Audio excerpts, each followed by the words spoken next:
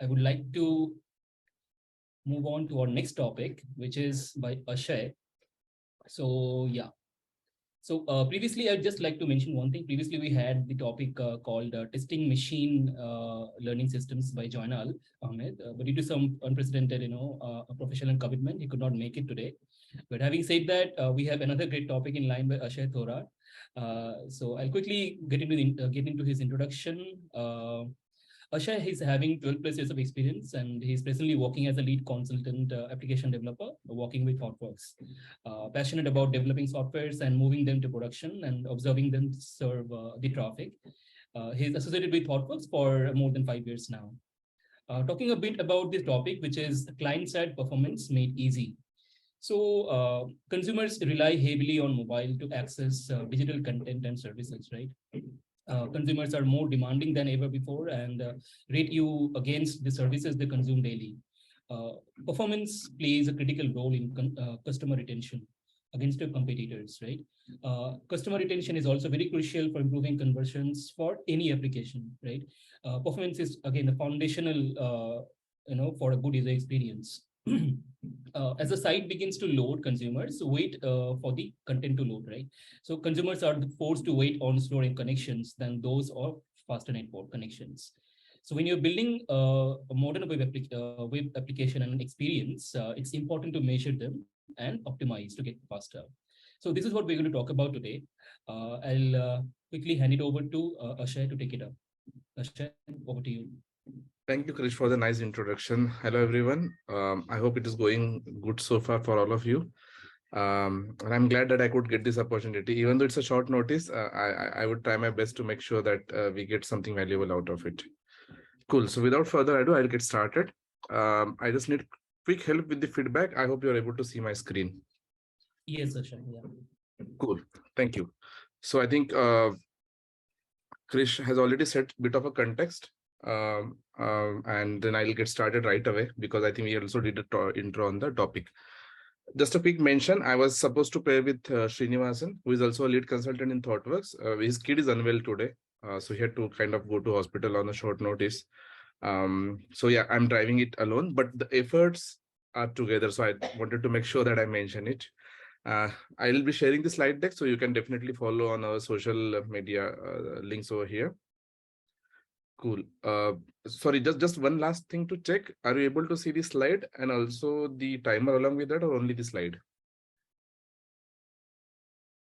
If someone can we are able to see the slide. Slide alone, right? Yeah. Cool. Perfect. No timer. We are not able to see time. Cool. Thank you. I wanted to hide the timer. Just wanted to make sure that it's not visible. Cool. So yeah, I think let's get started. We're going to cover why performance is important. I'll try to add some more context to what Chris shared already. What are the metrics you should look at? What are the tips and tricks to improve those? I'll try to be very fast at this one because this is a bit of a developer focused tips and tricks. We'll quickly try to do a demo on one of the known website or something I use personally, and I felt this is a slower website. I have not looked at this website before. Let's look at it together and find out if it is slow, why. Cool. And then we'll quickly reserve like 5-10 minutes for quick Q&A session. So let's get started. I think as we've been talking about that performance is important, why, and how it matters from a quality perspective, right? I think all of you might have seen the performance testing, which mostly talks like using tools like K6 or Gatling, where you try to write your automation suite. It makes API calls. It makes a call to your server and gets the HTML and see how much time it takes. That's fine. What you're testing here is your server response and how fast it can deliver data to you, to your testing, in your testing environment. But what if your website itself is slow? I think many of you might have experienced this. A lot of us use mobile. Almost all of us use mobile for day-to-day stuff we do online, right? Even for that matter, I think if I look at my last couple of gigs or my last couple of customers, and if I look at Google Analytics data, it has been constantly above 80% mobile users for any kind of businesses I talk about, right? And all of you might have noticed this. Sometimes the website is slow. Images don't load. It takes forever to show you something. You see a white screen for a long time. Even if it loads, you click on a button and it takes time to kind of react to that, and you feel, is it my mobile which is slow, or is it the website which is slow, and you frustratingly click on clicking the button, right?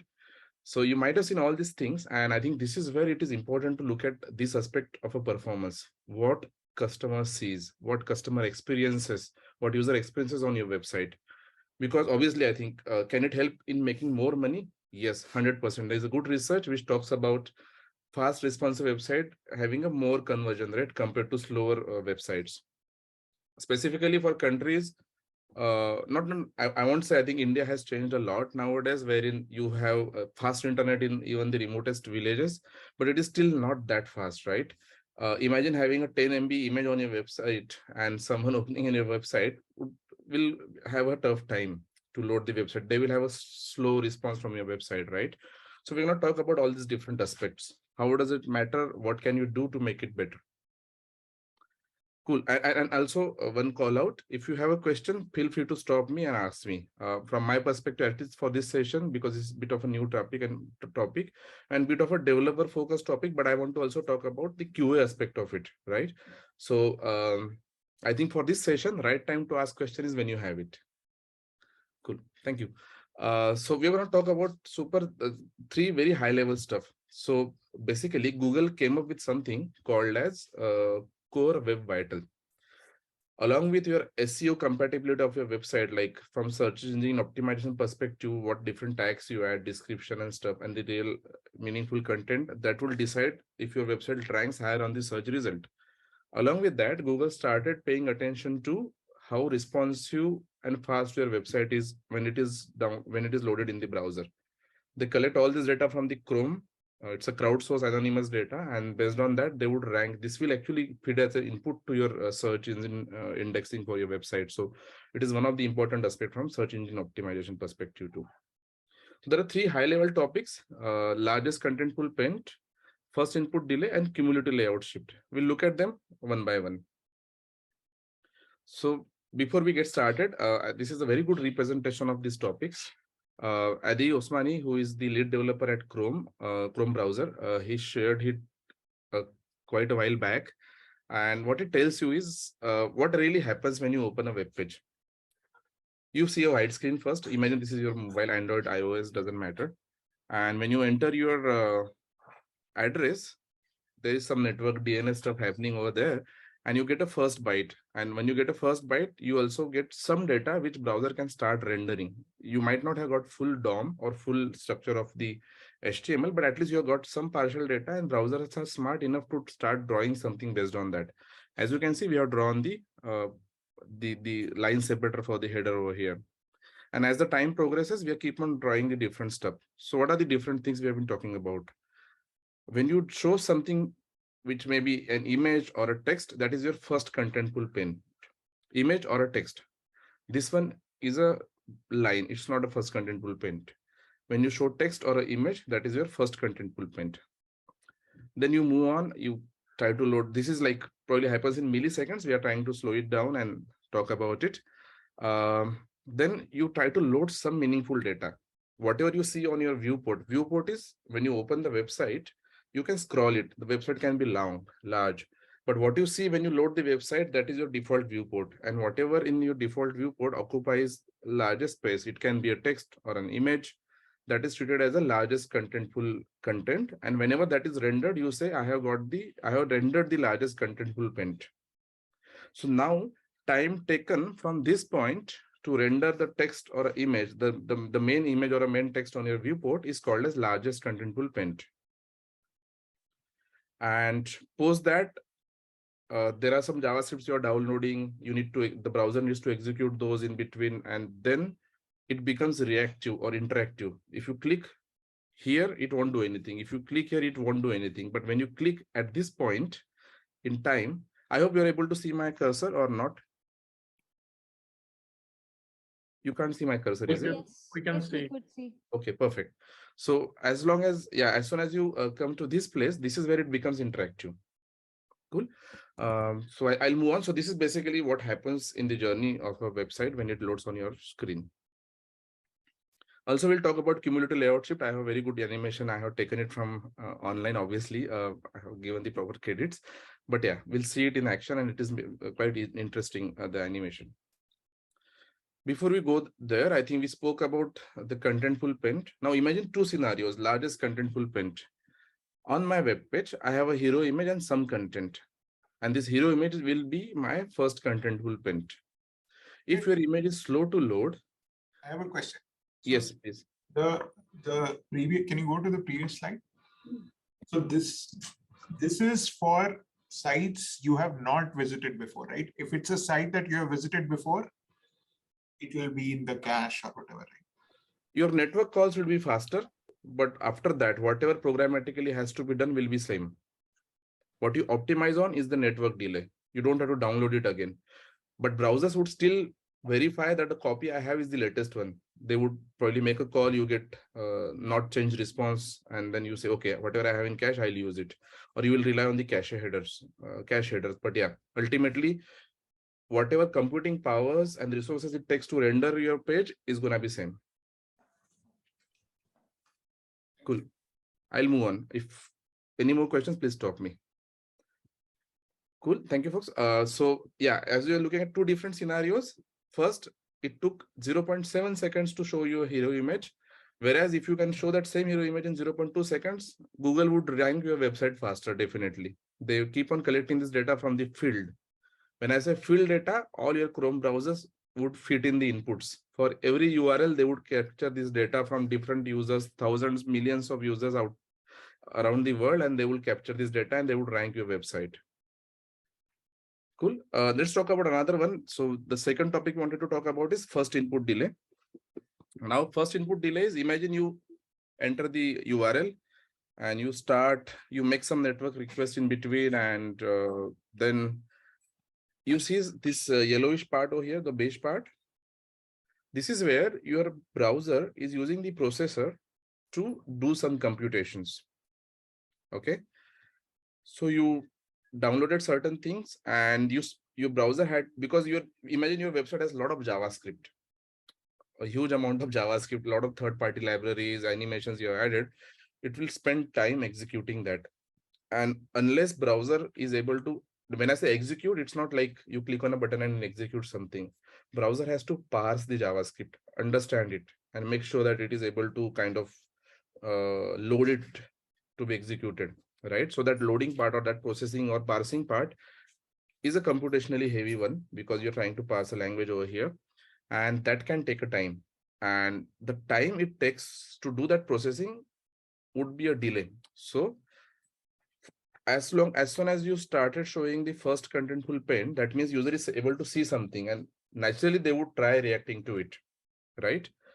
But they cannot react unless browser has finished processing the JavaScript parsing and all that stuff. So that delay from the time you show something and until you can be interactive, until your website start reacting or your browser start reacting to user interactions, that delay is basically the time it takes for the first input. We call it first input delay, another important metric used by the Google. Then let's talk about cumulative layout shift. So if you see this picture, the buildings, it's very difficult to look at it and figure out where is the roof and where is the ceiling and stuff like that, right? So imagine this scenario. There's an order confirmation. You say you have selected 56 items. And I actually wanted to say, no, I don't want to place the order. Cool. I wanted to click on no, but in between there was a Ajax call or some background call happening, and it added something on the top. So I accidentally clicked on yes, place my order, right? So this is cumulative layout shift. Once you show a layout, you should never, you should not basically, without user interaction, change the layout. And if you do that, Google will count, the Chrome browser would count that and would also feed it into its own ranking database. Yeah, this is the animation I was talking about. Cool. So I think let's do a live demo and look at one of the website. And as I said, as a disclaimer, this is the first time I'm looking at this website, but I realize this website is slow usually on my mobile. So let's see if we find why. Before that, any questions?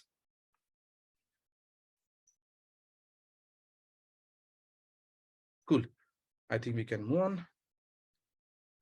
So I keep on, like, for my small kid, we buy a lot of clothes, and one of the website I think I used to buy it a lot from is hopscotch.in.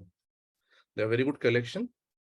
On my, I'm on a fast internet right now, so you might realize it is quite fast over here. But on my Android device, which is Pixel 4a, bit old and bit slower also, I don't have a good experience, right? But let's see if I can reproduce and find out the reasons why it is slow in a lab condition. Two things: field conditions or field data and lab data. Field data is what all of us would give to Google and they would use it. Now for today's test, we are going to do the lab test. Every Chrome browser would have this Lighthouse over here, and it is preferable to run it in the incognito mode so that your cookies and everything existing should not play a role. So you go to a Lighthouse tab, you say I want to test it on mobile. I would say you should usually first start with mobile, because almost I think all the projects or all the websites we build are usually mobile first these days, unless you're building something for an internal back office or something like that, right? Or admin portal, but otherwise you usually build for mobile. Cool. Also, let's start it. So I'm just interested in performance. You can also look at other aspects.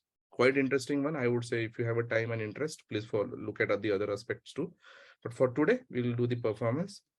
So it tries to do certain checks, and let's see the score it is giving to this website.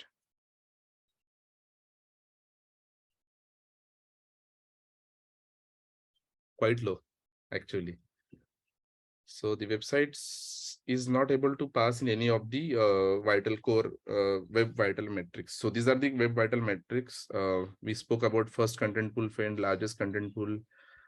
Speed index, I think it is experimental. I don't think it is contributing as of now to the search index, but yeah, they're experimenting and figuring out. There's a layout shift happening, time to be interactive. So it is telling you that there is something wrong with this website on the mobile devices.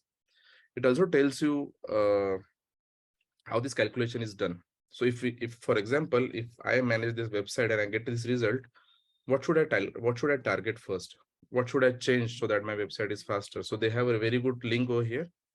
Link is here, basically C calculator. They tell you why you like how much a particular area would contribute. So if you see this graph, largest contentful print is one of the biggest contributor, right? What it means. So if I probably show you this, if my largest contentful print is faster, my score would be 54. If it is 8 seconds, it will be 30, which is probably the case right now. Cool. So I would, because this is, sorry, is there a question? Yeah. So the numbers you are showing us, are they also dependent on the network?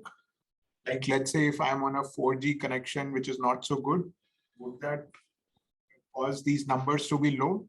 Yes, it does. And actually, even if you have a very fast Wi-Fi at your home, when you run the Lighthouse, it kind of runs it on the Motorola G4 with the 3G or 4G network settings, because Chrome inbuilt has a network throttling option. It uses the same thing for the Lighthouse. So even if you have a fast network, they will make sure that they're kind of doing bit of a realistic configuration or bit of a slower configuration. I would say maybe I think they rely on the percentile of the in general traffic and the mobile device computational power, and they use the 90th percentile over there. So it's not customizable. I can't run it on Wi-Fi speed if I want. Like, I would ideally want to test it in different network conditions, right? Yeah. I haven't explored this part genuinely, but yeah, I think let's see it right now if we can do that. So I don't see an option. So maybe a bit of a research I could do, and also I would say I would encourage you to also do, but it should be possible because it is configurable as far as I know, but we'll have to figure out where it is that setting. I haven't explored that part genuinely. I have another question. Yes, please. So the question is that is there any way to calculate the compute time? As you said, network time is one thing, right? Because when we try running Lighthouse in the past, every run the network shakes in general internet, right? And the score differs. But Right. Actually, and also designing the network layer is totally different. But can we calculate on the compute part and find the scoring on that basis? Yes, definitely. I'm going to cover that part. If you can just hold on for a bit of a couple of minutes, and we'll cover it. Sorry, is there any more question? Cool. So sorry, I'll just finish this part. As you can see, it tells you the contribution of a particular area. So I think it can, if you have the poor result, you, or even if you have an average result, you can decide where you need to focus, right? And what would give you the highest gain? What is the lowest hanging fruit on your website, which you can use to make it better? So we go back here and we try to talk about the question which was asked just now, which is, can I see the time contributed by network and the time contributed by the computation? So you just have to simply click on view original trace in this report. As soon as you click here, it tells you everything which happened behind the scene while loading or while doing this Lighthouse run.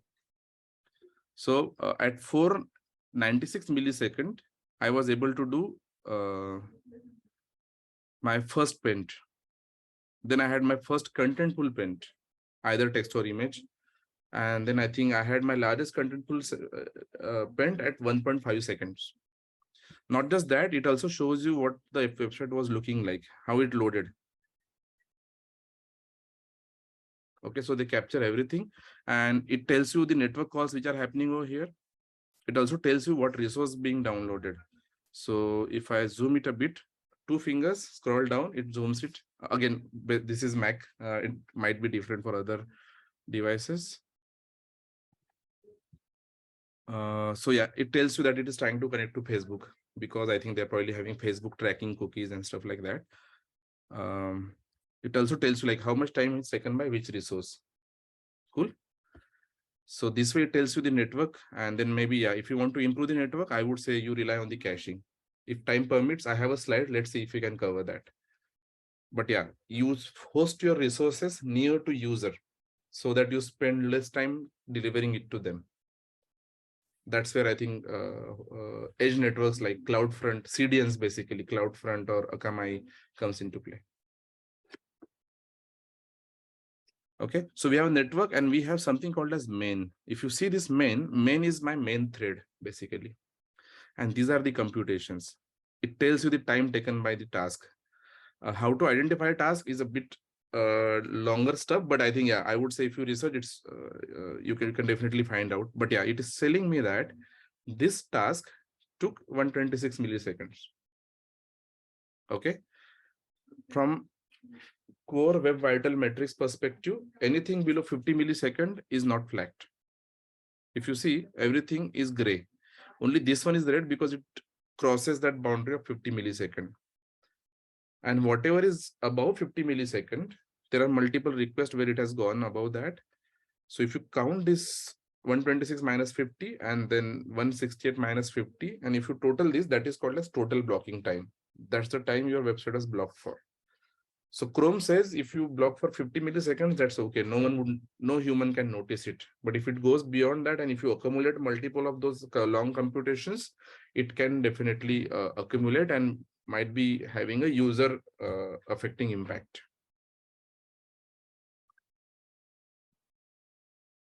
Any more questions so far?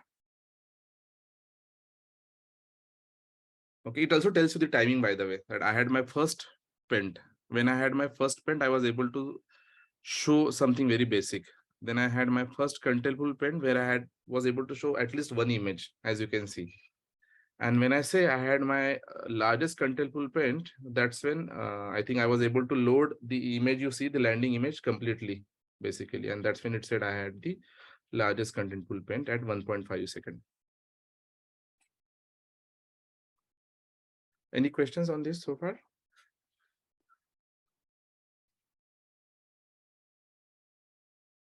Cool. Also, L is basically, yeah, if you know the programming language or JavaScript, you can do onload callback, and that's when it would be called. This is the point in time when it would be called. You also see something red here, layout shifts. This is the time where layout was shifting, and it keeps on counting those. And more the layout shifts you have, lower Google will rank your website in terms of performance. There's something called as time to first byte. It is there, yes. So basically, when you start loading something, I would say this is maybe the time to first byte over here. You see the color changing maybe. Oh no, sorry, this is because I'm highlighting, but yeah, I think time to first byte is when you got a network request. Maybe we can zoom in and see it. Yeah, I think if you see, you made this call and by the time you got the response, yeah, I think 90 millisecond maybe. So time to first byte is when you enter something in the browser. It's not that easy, right? Browser needs to understand when you say hopscotch.in. DNS. Sorry, DNS, yes. What IP address I go to? It does DNS, and then it also, after DNS is one call, then you go to server. Maybe you might have some redirections, so you go to different network hops, and that's how you get a data. So it may be slower sometime. I think it depends. So if you see your first byte, time for first byte is slow, maybe you work on your caching strategy or hosting your data or your resources near to user. Based on the problem, you have to figure out what solution we need to offer. Any more questions?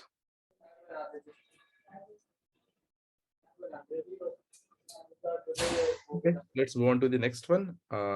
Bit of a tips and tricks. I will try to be a bit faster over here, but stop me if you want to, because this is a bit of a developer focus. Someone who would probably make your website faster. As a quality analyst, probably, yeah, your job is to probably figure out where is the problem. But yeah, as we say, product teams, everyone is responsible to make sure that we are doing the top-notch quality, delivering the top-notch quality product, right? So from that perspective, yes, feel free to research more than what I share. So I was talking about progressive images, sorry, about image optimization. So you can do some magic with the images and make your website faster. So for example, I had this app prepared just for this demo. So if I open this image over here and if I go out of responsive mode, we go to network tab, we look at all and we say it's a slow 3G network. And I try to load this image. You see, imagine this on your website. And I'm sure if you are accessing something first time, if you don't have cache, you might have seen these kind of situations on some of the websites. You know what you can do? You can play actually quite smart with this kind of images. So just like Akamai, you may have some content delivery networks which can do some image manipulation or image optimizations for you. So I'm using something called as Contentful, which is a headless content management system, and they also offer an image CD, and I'm using that one for this purpose. But the approach or this particular concept can be applied to vast majority of CDNs. When I say I want a progressive image, it was still a bit faster. I'm not getting any cache. I'm disabling cache. But if you see, my image was blur first, and then it keeps on getting better quality as time progresses. It is progressively making the quality better. This is blurry. Now let's wait for a moment and see what happens. Okay, so over the time, it became sharper and sharper. So you can also use approaches like this. It may happen that I want to show this image as a thumbnail. Why to download the whole image? Because if you see the image size, it is 617 KB. If I want to show this image as a thumbnail, I will say I just want to width 20. It is super small here, but yeah, it just took how much? 1.7 KB. So be very careful about your resources. Where are you using them? Do they need to be really high quality? Do they need to be small? Based on your placement, you can choose how you want to play with those images. We can use modern extensions like WebP. We can preload images, wherein you instruct browser to download images first before doing anything else. That way, if you are saying my image is my main content on my page, your largest contentful paint would have a better result. You can also lazy load images, because if some of the images are not required right away, you can lazy load them. For example, image. I have some images here, as you can see on the screen, but I am loading all of them at the start. But if I lazy load them, if you scroll, then only you download the images. That way you could be a bit faster actually. So that is another approach which is possible. asynchronous loading, wherein you don't block your computing, you do something else while the image is being loaded if the image is not urgently required. You can also assign a fetch priority. You can tell browser whether this image needs to be fetched first or if the JavaScript can be fetched first, based on if your time to blocking is slow or if your contentful first largest contentful parent is slow. Based on that, you can trade off between whether to load image faster or whether to spend time parsing the JavaScript faster.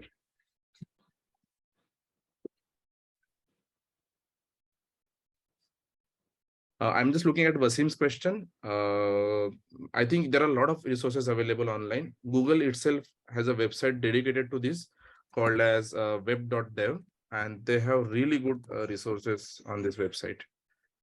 Most of what I'm talking about here is research coming from this website for me. So image is one area, I think, because I think network and image optimization is the simplest and lowest hanging fruit. So I wanted to cover it first. You can also look at the fonts. Now, how fonts can affect you. Let's look at this website once again, and let's go to Lighthouse and try to run it on mobile. Let's see if we find something interesting here. It has a custom font, but I want to talk about something, the aspect which is played by font. I hope it runs faster.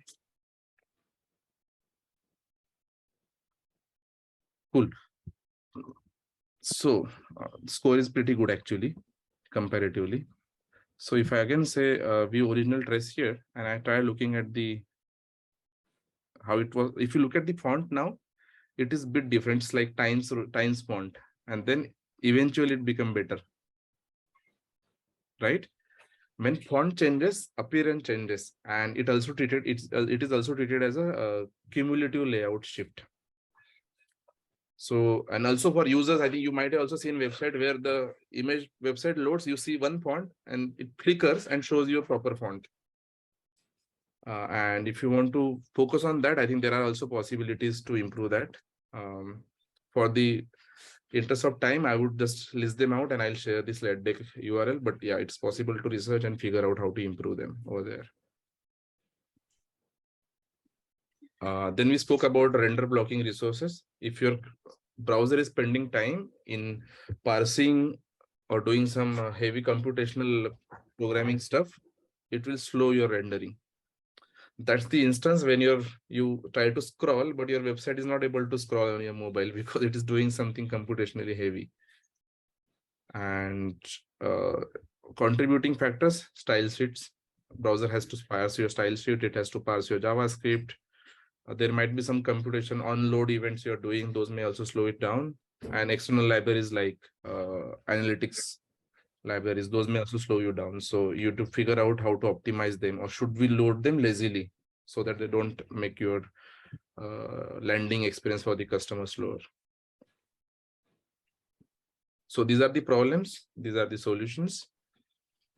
Layout shifts we saw, I think, in detail. Sorry, was there a question?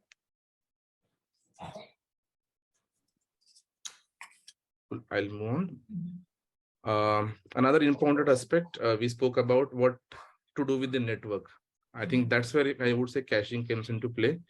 You can deploy a website at one place, but make sure that it is cached properly in the user's browser, because that is the fastest way.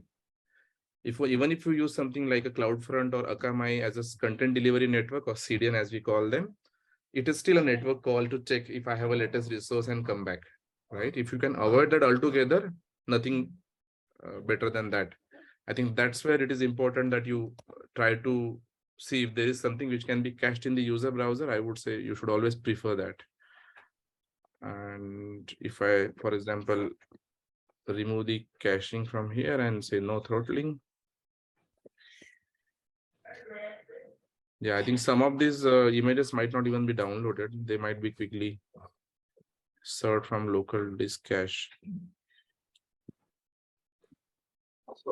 Oops, sorry, I think I'm not able to show that topic. Maybe because I'm on a slow network again. Yeah, it's not reading from disk cache. Maybe I have to look at my cache strategy, but yeah. Here I'm saying 304 means I did not download the whole HTML. Caching mechanism told me that whatever you have is latest. Please use it. Still, you made a network call. It is better to also kind of reload something from the browser's its own file system cache. I think if you can do that, nothing better than that. And over there, you can use different cache header. When you say cache control header is what you said on the response. And if you say that the cache control header says no stores, that means don't cache a particular thing. I would say this, if your data is changing very frequently, don't read, or if your resource is changing super frequently, there's no point in caching it. So you say no store, so that user's browser will always request a newer version from your server. When you say public or private, you're telling if there is someone sitting in between server and the user browser. When you say private, it's a direct connection. When you say public, there will be a content delivery network sitting in between, and browsers would be able to optimize the things further with this additional information they have. You can use maxage n. You can say until when to cache. So if you know that there is a certain content, for example, my company logo, maybe I'll not have to change it that much. So I can set this. I can set a header which says 365 days over here. So your browser would never download that. And when you say must revalidate, that means after the particular time, the browser should never use cache. It should always go back to the server and serve the content from there. Also, we saw 304 response. How does browser knows 304 means no change? Use whatever you have. Your cached copy is latest. But how does this work? And that's where ETAG comes into picture. It's kind of a hash value of a file.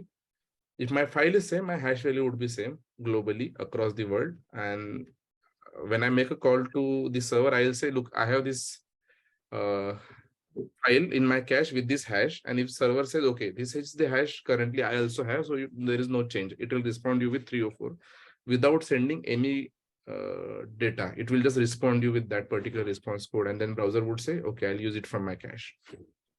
So these are some of the optimizations possible. And I think with that, I would say, yes, this is the time for proper question and answer for 5 minutes. If there are any more pending. So I have a basic question. So Yes, please. basically, the front end improvements are more of basically up to dates in the market, right? I know code splitting, new image compression things are coming, and I can apply cache. Over caching is also risky, and all those stuff. Code splitting, lazy loading, right? All those are kind of mapped to somehow business requirements. Sometimes my business is not saying to do lazy loading, so I'll not do generally.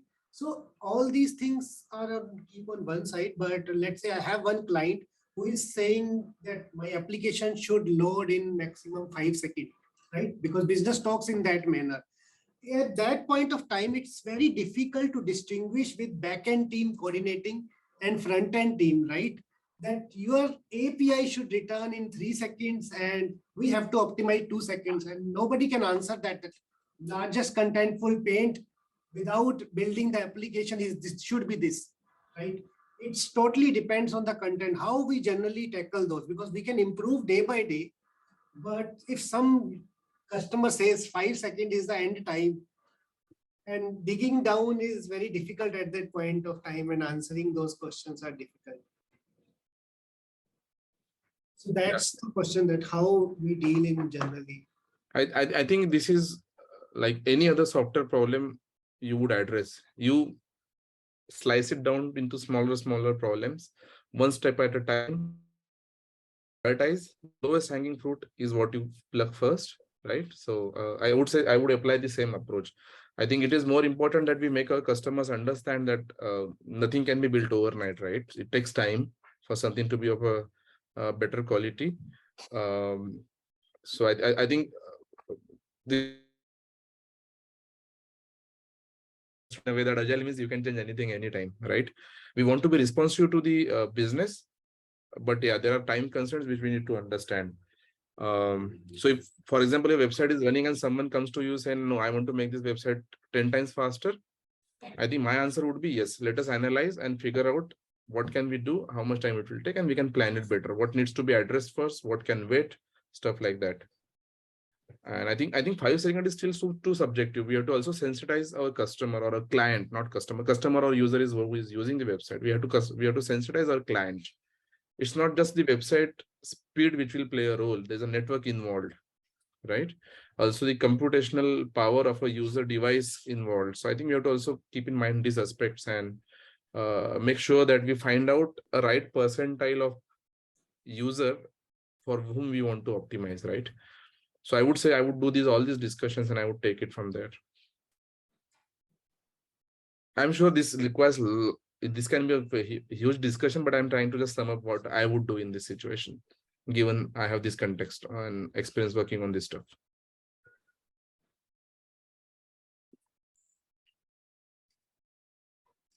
I have one more question. Is there something equivalent to for this for mobile apps? Like, let's say if you are rendering a web view within an iOS or Android app, can you measure first contentful page? I think this basically these are not technical concepts. So Google did a research and they came up with these terminologies. Okay, and we're just talking about ways to measure these, use this terminologies to measure it. But because these are terminologies, I would say they would definitely apply. But in my knowledge, I haven't worked on any of that area. So my answer is still second time in this session is, yeah, I think I'll have to also figure out, do some research and see if it is possible. But based on my experience and based on my understanding, I feel there has to be a solution already to do this. And I assume you're talking about native apps, not the web apps rendered inside the web view.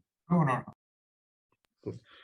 I think there should be a way. I believe Android might have something in the ADB protocol where you can find out if how the app is doing and what is the particular performance metrics are there. Definitely, there should be a way. One question from Ben. Question. So I have used Lighthouse in my last project, right? And that costs us so many questions from the client, because when we present Lighthouse to a client, right, we present this is a scoring, and client asks again, right, make this to 80, 85, you are going down, because but Lighthouse is basically recommendations, not this is a measure or benchmark. So Right. do you feel also the same problem with this kind of tools? Yeah, it happens a lot. I think it just like any other tool. If you go to a customer with a number, they will always ask you, can you optimize it? If you tell them I have a code coverage, they'll say, can you make it 100%? Right? So if you go with number, you'll always have this question. It's more about making them understand that you can always improve, but for now, what makes more difference, right? What is the biggest problem we need to address? Code coverage can be 100%, right? Irrespective of domain or functionality. But Lighthouse score should be 100%. There should be a domain and other stuff, because that's where I am comparing, because code coverage is 100% possible. You can spend more nights and clean your code. But can we make 100% in Lighthouse score? We can, yes. I have seen website. Yesterday, I was following a tweet and they used a newest framework, which is super lightweight than Angular, React, Next.js, and even from Servlet, Astro, that they were able to achieve 100% score in the performance. It is possible, but do you need it? I think that's the question you should ask. Why you should ask that question? Because if you look at the reports, the report tells you something very interesting, that it took 2 seconds for the first contentful paint. Is 2 seconds acceptable? If the answer is yes, from your perspective, maybe you don't have to worry. But Google's perspective, it has to be lower than that for sure. Okay, if all these things are green, then you'll not be perfect. If all these things are green, you're sorted. You don't have to optimize further. One question, like Lighthouse, it is only for Chrome. Any tool available for Safari and Firefox browser? No, it is only for Chrome. So it is developed by Google as part of the Chrome suite. So this is the website I was talking about. While we are answering the other questions, I'll try to run this test here. Yeah, so this is only with the Chrome. So you can, because this is about the lab conditions, so you can use this tool for that. Do you see this go here? In order to check with any other browser like Firefox or Safari, what we can. As far as I know, Apple is coming up with something similar, but I haven't spent time over there. But there are tools, even Firefox, Mozilla, from Mozilla Foundation perspective, they're working on something similar, but I haven't tried them. But I'm aware that they are there, but I think they're not still ready. They are not yet ready for the prime time. Also, as you're saying, this plays crucial part in your, not crucial, I think it also takes some percent in your search engine ranking of your website. So I think from that perspective, I would say, because Google search is what kind of leads it everywhere. So if they are able to get the right data from the field test, I think we should be good. But yeah, it is possible. There are efforts from the other browsers too, and it is on the way, I would say. Yeah, so the topic is, yes, there is this website. I saw it yesterday. And as you can, it is also hosted on a free hosting platform, railway.app, and they have performance 100. And if you see, they are not like instantly, first contentful paint is not 1 millisecond, it is 1 second. That's okay, it is acceptable. So it's more about being in a range so that users would not feel frustrated on your website, and not about achieving it at 1 millisecond or 10 millisecond. You have to be just in that green range, basically. I have a silly question. Yes, go on. Nothing is, no question is silly. We're running this on your laptop, right? So when I'm using my mobile phone to navigate to a site, it's using mobile Chrome, which is different, right? Mhm. So how well do results collected on desktop Chrome apply to mobile Chrome? You can see the reports separately. So your field reports are also shown to you. They are captured separately, and those are applied separately based on if the user is searching a website for mobile, the ranking data will come from mobile, not from desktop, and vice versa.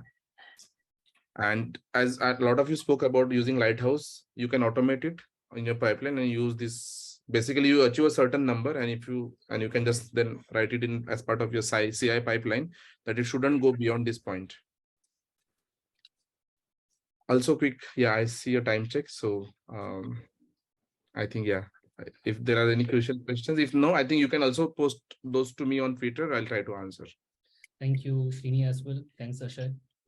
Yeah, I think he contributed a lot for this. Another disclaimer, while people are voting, we presented the same topic, similar version of it, but developer focused one in the Agile India 2022. This was a bit curated today for the QA audience, I would say, or for a vodka session, I would say specifically, with a lot of new insights added. And thank you so much, Ashay, for the session. Thank you everyone for listening.